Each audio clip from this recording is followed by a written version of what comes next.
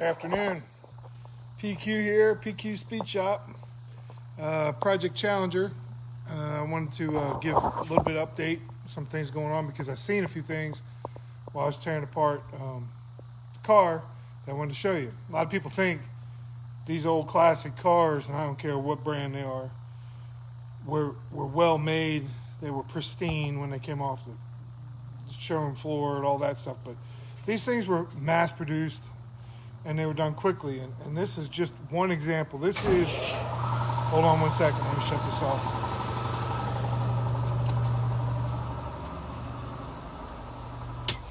Sorry about the compressor. All right, so when they came down the assembly line to put these things together, there was people welding them, and they were putting them in pan at a time. This is wire from welding. I don't know if you can see this right here. They didn't bother to remove it. They just left it in there, painted right over top of it. This is the original color. It's an E5 red. This is the back deck panel. So it's not like it was, you had to take the deck panel off to see it. But this is, oops, just broke it off. But this is, this was from the factory, just like that. So, that's the way they were all built back then. They were quickly put together. So I'm gonna go ahead and save this little piece of wire. That's original. Some of the other things I did is I took out the back windshield, took out the gas tank, which I should have filmed that. 31-year-old gas in an old rusted gas can. Believe it or not, it's still burned because I put it in my fire pit and I started on fire, but there's probably about a couple gallons in there. And man, stink. I still got that stink in my nose and I can't get it out. Other thing was I posted a post earlier, but this was, there was some repair done on this car back in the 80s before I got it. And they basically used Mr. Marlboro Man, this piece of sheet metal in there when they passed over it, about a quarter inch, eighth of an inch of Bondo plastic, and it was probably a temporary fix, but yeah. So you can see the nice rust as I'm trying to get off some of the back pieces off of here. I got, let's check out all that rust. Nice, huh? Yeah, that shit's all down my back and everything else. So I got the valance off.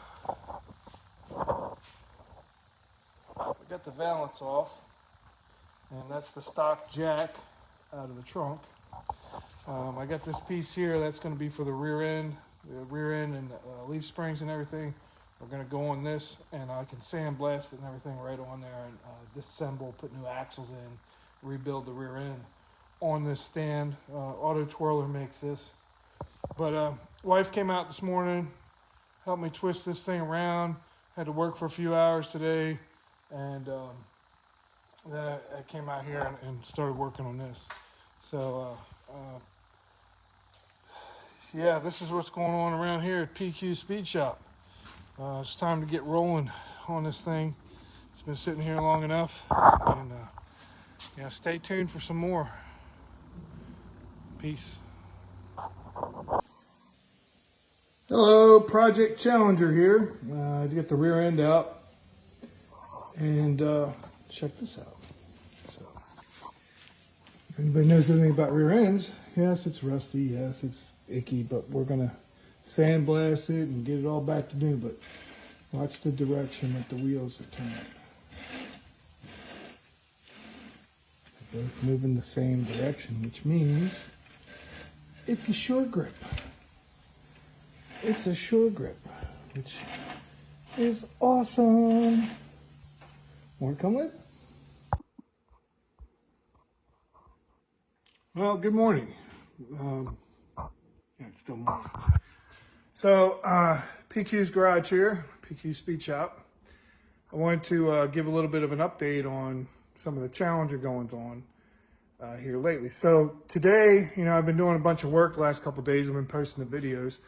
But this is kind of an assessment day where I took some things off, took the rear suspension off, and we're going to take some photos because it's real important that you take photos of everything that you're taking apart so that you know where everything goes and so that you have a reference in the future. But part of this process is, you know, I'm trying to figure out where I want to start at on this and how I'm going to go forward with this. So I'll take you around a little bit and show you a little few things that I've been working on here the last couple of days and where we're going to go on from here. So I got the back end, I got the wheels on with the Mopar cart. I'm waiting for the K-member support from US Car Tools. That should be here this week.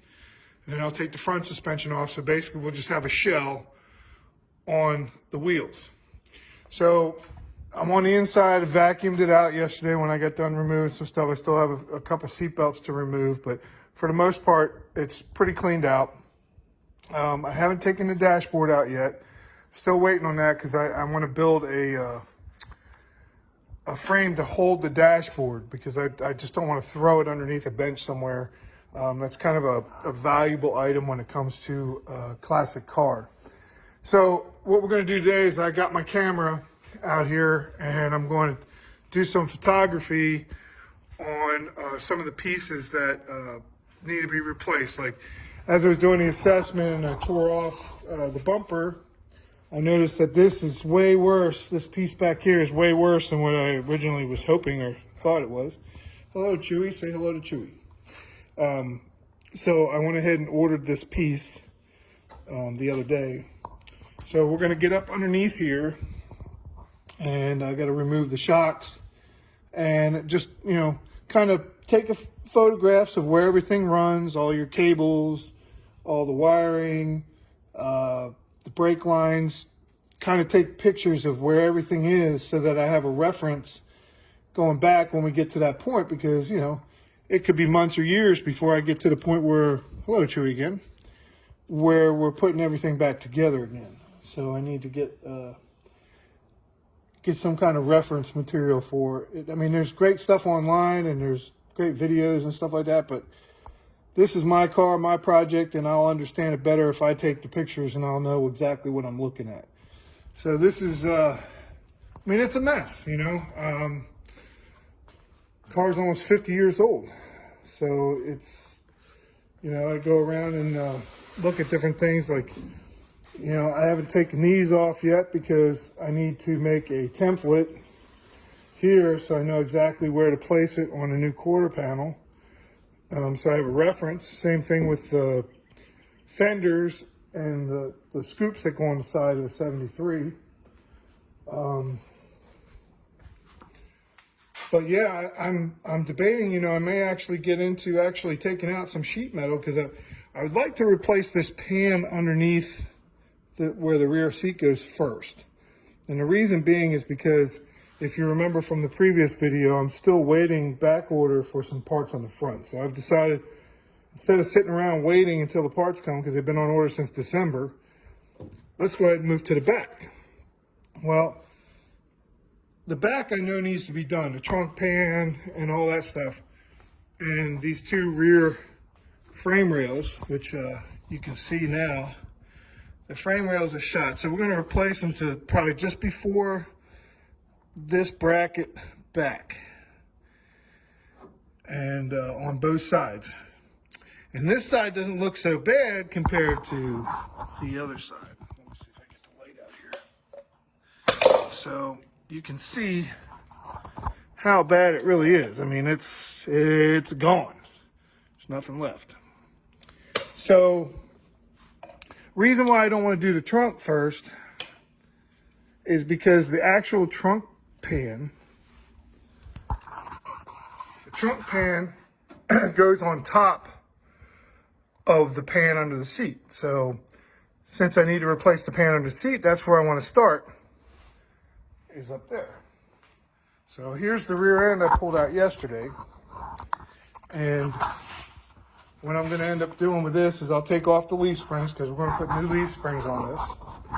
And then I will take it out there and I'll sandblast it outside in the driveway. I'll sandblast it and get that, take the after I get everything sandblasted and cleaned off, I will go ahead and prime it and everything, and then I'll pull it apart because I want to get inside there, pull the axles out, clean everything out, and check out the gearing because this is a short grip. I think I showed that yesterday.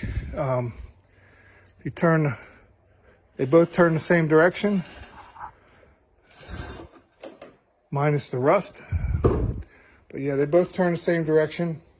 So it's a short grip rear end, 355 gears, which is great. Means I'll be able to do a little bit of highway driving. But yeah, that's where we sit at. And so it's Sunday. I wish there was a lot more I could get. I'm ready to dive into this thing full bore. But there's a few things I have to do, and some of the other things I need to do is I need to put away all this stuff that's on top of the roof here, get that all marked up, the bolts put in bags and put with the right pieces, and all that stuff put into storage until I'm ready for a reassembly later. I removed, there's a little gap piece that goes between here. They don't make this piece here between the tail panel. They don't make a tail panel for a 73 Challenger. So we have to save that. Well, if you see how the steps down, we got some ride here, and then the floor pan comes straight out here. So we're getting this piece new, and I'm going to have to fabricate this part. I'll probably put it up into this step right here, and I'll weld this right into where this little crease is, and so it'll come down and then bend down this way, and then I'll weld in a piece there, and the actual floor pan comes out and lips over on this side of it. So this piece is actually going to probably have to come off, at least temporarily, so I can get in here and do the framework and the pan. So that's the plan going forward. And I wanted to touch base, let you know where we are, because I'm going to document this not only in pictures and stuff, but on video of the progress of the Challenger as we go through step by step. And so thank you for joining along, and we'll see you again soon. PQ Speak Shop, Project Shop.